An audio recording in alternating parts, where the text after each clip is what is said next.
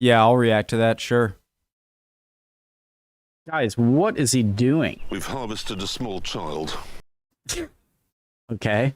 Oh, guys, look at my new background screen changes all the time. Look, it's rhinos now. Look. Isn't that cute? Isn't that fun? Okay. Or let's do a change, okay, guys? Let's just I like this one, but it's time for a change. Next picture. It's too bland. Love it. Okay. So yeah, what the hell's going on? So he has a farm. He's got a farm. Okay. Sure. What does he do? What kind of farmer? That's almost certainly going to go on the news, isn't it? Welcome to WatchMojo UK, and today we'll be counting down our picks for the top 10 funniest Clarkson Farm Season 2 moments. I've got binocular rivalry. I can see two things at once, like an Apache gunship pilot. Like a goat. A chameleon. Before we begin, we publish new content every day, so be sure to subscribe to our channel and ring the bell to get notified about our latest videos. Don't ring the bell on my channel, okay? It's gonna... I make a lot of videos. You're gonna get way too many notifications. Don't do it. For this list, we're looking at all the best moments from the continuing saga of Diddley Squat Farm. Let us know in the comments whether you'd ever start a farm. Yeah, I would love to have a farm or start it. It's just that you have to get up super early. Like, I would love to if I just like could go and see the animals when I wanted to and like drive the tractor when I felt like it. So I guess I'm saying no. Saving Pepper. We already saw Jeremy get attached to a struggling lamb in Series 1, though that ended very sadly. But then he got attached to one of his new cows, Pepper, the white one, after the daughter of the farmers he bought her from made him promise to look after her. What did you say to me about Pepper? You said I got to look after Pepper, didn't you? Exactly, and Pepper is having a great time. By the end of the series, however, Pepper hasn't been able to get pregnant, either artificially or with a bull the farm hires. So far, the bull had managed a bit of drinks party chat. But that was it. This means they only have one option to make any money from Pepper: send her to slaughter and sell the meat. It's touch and go for a moment, but eventually Jeremy decides Pepper is more important than turning a profit. Lisa, we've got a pet cow. Well, what about her udders, her meat? And is that a male right there? Because do males have nipples? I have nipples. I'm not a cow. Like, do male dogs have nipples? Huh, that's a good question.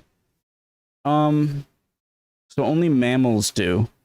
But do most mammals or every mammal's male in this species also have nipples but that don't do anything?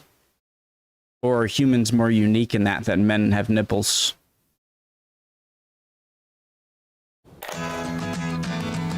Number 9. Chili tasting. Jeremy decides that this year on the farm, he wants to start growing chilies. Chilies are relatively easy crops and extremely useful in cooking. But first, he needs to decide exactly which varieties he wants to plant. How does he do that? By taste testing them, of course. Naga. Naga. You know, you've got to chew it 10 times before you swallow it, otherwise it burns your stomach. He struggles. Is it true that the seeds are where most of the heat comes from? To get the chilies down, and then turns to some professionals to cook them. But the fumes from the chilies are so powerful. I'm 10 feet away from them. Oh my giddy aunt. That everybody in the kitchen can't stop coughing. They're trying to talk to each other, but the smell is just too potent. Put some face mask on. No, how many polls do you get through in a year? Let's bring it. He's very good. Number 8. I don't care about people getting sick. I just don't want it to end up in my... Bird flu. So how do we stop this lot getting... We will have to shut the birds in. What, really? Generally, bird flu is no laughing matter, and during We filming can go of to season humans, 2, right? the entire UK was gripped by one of the worst outbreaks in history. But you can find humour anywhere, and when Jeremy's told he needs to bring his flock of chickens indoors to stop the disease from spreading, they come up with some creative solutions to enrich the chickens' lives. There's ways that you can make their lives more enjoyable inside. This includes playing them music and audiobooks over the speakers, including, at one point, some racy erotic literature. No, you're being Like chicken audio? Like silly. they have like just chicken ASMR, like just chicken talk? At home, At one point, some racy erotic literature. No, you're being silly. no, at home, Cackleberry Farm, every shed has a radio. Have you got any audio? 50 shades of feathers. 50 gray feathers. Shades of feathers. Books that we could play them? They love it. If anything's going to keep you entertained while you're isolating for months, it's that. And we're sure that Diddley Squat chickens were far from bored. Number 7. Tricking the council. Much of series Do they play them some Bach? Something like Bach, but Bach, Bach, Bach, how chickens sound? Or maybe some,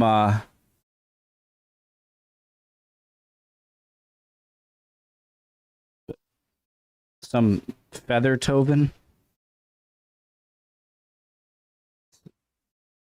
Some bit. These two bored. Some beak toe. Okay, sorry. Tricking the council. Much of Series 2 is preoccupied with Jeremy's quest to build a restaurant on Diddley Squat. A step up from the notorious farm shop, the restaurant would be a cooperative Farm to between table? Diddley Squat and many other local farms who are being run out of business. Hold on, whoa, that barn over there. The barn in the middle of the field. We don't need planning permission. No. But the council blocks Jeremy at every turn until he gets the idea to convert an existing derelict barn, which wouldn't need planning permission. We will then need to go hell for leather to get the restaurant built, fitted, and serving food within 2 days. To pull it off, they need to send an email to the council and then get everything built before the council can object, which they estimate will take about 2 days. That's his son, it's an right? exhaustive operation, but they pull it off, and the restaurant is running with farm-to-table produce just in time. I kept pinching myself that we'd actually done it. That we'd opened a restaurant in the face of such a relentless barrage of opposition. Number 6. I gotta say, I would imagine like making a restaurant and a successful one that lasts like a decade. That is one of the most like admirable, like impressive. I just feel like it's very intimidating because like you have to make a menu. You have to know your basic stuff about food and preparation, or you can just know a lot about business and then hire people for that sort of stuff. You need to, pick a good location and get a good food, and then you have to spread the word and market it. It just seems like such a difficult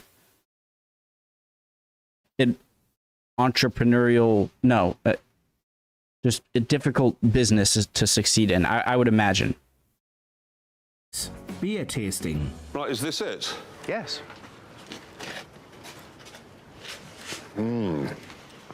It's a nice beer. Jeremy's been growing barley on Diddley Squat and wants a local brewer to turn that barley into a unique Cotswolds-themed beer. This, of course, entails a large amount of beer tasting, just to make sure the flavour is exactly right. Some We've chosen Cotswolds. some quite interesting hops. And one has melon-type characteristics. He downs pint after pint of fresh beer while completely ignoring the brewer explaining to him what he's done. At the end of it all, Clarkson is too drunk to drive back to the farm, meaning the show's assistant director has to step in. It's Oh quite my good fun, god! Every time, guys, I've just... It is one of the first things I ever knew. I've known this for decades, okay? I'm 29. I'm going to be 30 years old in like 2 weeks. Just crazy. What was I going to say? Oh yeah, I've known that was like one of the first, if not the first difference I knew about Britain and America is they drive on the other side of the road. They drive with the driving wheel in the passengers, in the other side that usually the passenger seat is in. And there are a lot of things in Britain that are a little strange that I've gotten used to, but I still am like, oh yeah, what the hell? I'm immediately, my mind goes to like, Jeremy is driving right now, right? And I'm just watching him driving and drinking right now. And I'm like, you're gonna get arrested. Or is that like apple cider? Jesus. To the farm, meaning the show's assistant director has to step in. It's quite good fun developing your own beer. Yeah. A little bit of... He says he can tweak it, that's what brewers do. The drinking doesn't stop when Jeremy is back, however, as he then invites Caleb and Gerald round, and they blast through a whole case of beer samples. Number 5. Carving. Focusing on the job in hand, I headed to the cow department, where I was amazed to find exactly what I was looking for. The cows are ready to give birth, and because they're supposed to be making a TV show, Jeremy wants to get a birth on film. Unfortunately, the heifers keep calving without warning, meaning that if they do want to film it, they've got to find a solution. Oh, heavens. No, I don't believe I'm seeing this. This turns out to be a device Jeremy buys from a shop that gets attached to the cow's tail and then sends a text message when it's going to calve. It's amazing what you can do with technology these days. So what you do is you pop it on the animal's tail. And what does the tail like kind of quiver in certain ways when it's about to go into labor and then it goes off? And then when it's about to give birth, you get a text message from this little machine. How does it and the know? Tricky solutions to carving didn't stop there, as the vet later had to lend a helping hand, which involved extracting a calf using a wrench, which YouTube won't let us show you. Number 4, free clothes. Or that's local, that's fine. This is all local.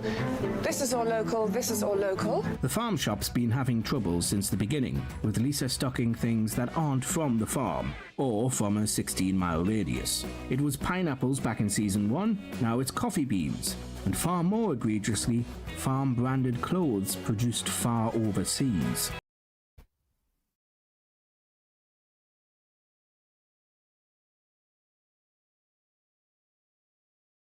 That's just a terrible idea. Rather, like, have a more vacant shop, but with stuff that is directly from, or either maybe surround very close areas, or just from your. It's just it just makes it seem kind of tacky, and I think they're doing a great job of like maximizing the extracting as much profit out of the area, the acres or whatever, you know, growing things. I don't know if they do grow stuff, but in a farm, like, you can grow stuff. You can have animals that you know, you're getting income. You know, chickens with eggs, or you know, cows for milk or for meat. You can have a farm, like a restaurant like thing kind of near it, where you know, like, oh, your stuff goes right there. It's super fresh. Not a gift shop. I don't know about that, but like wine tasting, beer tasting, like, you know. They get numerous warnings from the council over this, and then decide to take advantage of some loopholes to shift the stock. We don't sell T-shirts. We're giving them away for free. Oh. But if you'd like to buy a Brussels sprout for £20, I can give you a free T-shirt. Lisa tells customers she can't sell them a T-shirt, but she can sell them an outrageously expensive vegetable that, believe it or not, comes with a T-shirt or a hat for free. Yeah, what type of potato? So the potato or Brussels sprout comes for free with the purchase of a T-shirt. Would you like? I've got the potato with the flame. And was that like $20 for a Brussels sprout? 3. Shrew. Oh my god! What? It's a little shrew or something. Oh, there he is. Oh, wow. They've got to get the tractor out ASAP, But unfortunately, a rogue shrew has gotten into the machinery. You're not frightened of mice. I don't like rats and mice. It's not a rat, it's Can a you rat. finish them off, please? I'm not going to finish him off. They eventually get it out by sliding a hose down the tube it's hiding in, only for it to run straight underneath the wheel of Clarkson's infamous monster tractor. All right. At that point, There he goes. no, I don't like killing things. He's underneath your wheel. He's got to move the tractor out of the way without accidentally reversing a little, which is easier said than done. In the end, the wheel rolls backwards, and he and Caleb fear the worst, only for the shrew to miraculously survive It and didn't go live. running off to safety. It was under a wedge. He lives! You're kidding. That was like a 50-50 chance, or maybe like 60-40 chance. Number 2, crisps. So, here are our Chips. potatoes. Rinse them or wash them? Just rinse them. In the first series, the potatoes Is that caused his wife? She's quite attractive. a lot of trouble. Jeremy had far too many of them, and he wasn't able to shift them in time, even resorting to giving them away. In Series 2, he was determined to not have that problem, and decided that crisps were the solution. Give them away, but only with the purchase of a t-shirt. He brought in a makeshift chip kitchen in a storage container, and got to work slicing potatoes with disastrous results. Potatoes. Yeah. So you go down like this, but your fingers are there. If you get them too low, look. Can you imagine how easily you could take a finger? While trying to demonstrate how to use a slicer without cutting your fingers off, he only went and did just that. Since no one would want to eat thumb-flavoured crisps, I was bandaged up and nagged out of the door by Lisa. We won't show you the injury, but it was nasty, pulling a chunk out of his thumb and leading to emergency. First of all, is that a piece of his thumb right there? And why not? And got to work slicing. You know those like big meat cutting machines at your deli or at a supermarket, right? They don't put the meat with their hand on.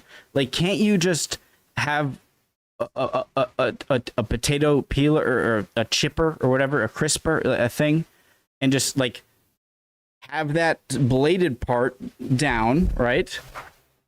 And then put the potato on it, and then like this here on a machine, and go so the potato is being held, but not by you. Potatoes with disastrous results. While trying to just that Up and nagged out of the chunk out of his thumb and leading to emergency plastic surgery to fix the wound that evening. Keep thinking Number they're his 1, fingers. Loose cows. Now it's through the fence. Cows are out. Series 1 was all about sheep, but after they proved to be far too much work that resulted in a net loss, Jeremy ditched the sheep in favour of a small herd of cows. No, stop it. Stop it. But cows aren't easy either, and more than once they proved themselves to be capable escape artists. It took a while for Jeremy to get the security of the field just right to stop them knocking down the fences and escaping, and they're eventually moved into another barn for the winter. Down you go. Down you go. No. Oh. But one cow just doesn't want to go inside and needs to be tired out so it will go in. Who knew cows were so good at climbing? Oh my God, one of them's a Yeah, mountain that is and impressive. Chris Bonington the cow. Do you agree with our picks? No, it's freaking terrible. No, I want to watch way more Clarkson farm stuff, or just farm stuff. I love them. Like, you know those like horseshoe replacing videos. Those are really cool. Just anything like on a farm where it's a really specialized task that takes a lot of experience, right? Just watching someone who's really good at it, who just, I know would be a mess for me, just like, oh, take the horse's leg up, horse doesn't care. Or, yeah, just love it, love everything about the farm. Everything. The animals, the farm. Love you guys. Hope you're doing well. Appreciate any comments down there, and see you next time. Bye, guys.